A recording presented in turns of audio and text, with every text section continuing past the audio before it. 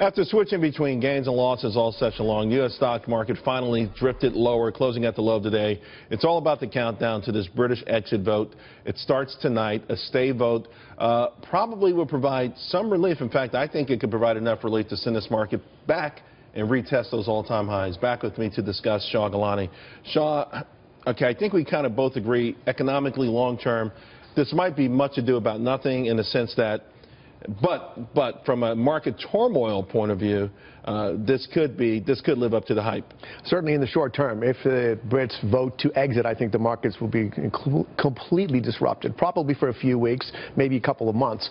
But I think it could be quite severe. And some of the analysts I've been watching and listening to are saying that British stocks and European stocks across the board could drop about 20%. U.S. stock could drop anywhere between 7 and 10%. So I believe that those numbers might be correct, and they may be a little soft if the market does take us a little harder, because nothing has really been baked in. You know, a week ago, 2 weeks ago, the market sort of baked some of this in. We saw government bonds around the world, make record lows in terms of yield. So there was a flight to quality there. That's completely been reversed. So now the markets are assuming that this is not going to happen, and if it does, I think they're in for a shock. And of course, sometimes this stuff becomes self-fulfilling. I mean, if we start to sell off, sellers would be, selling begets selling. Yes. Panic begets panic.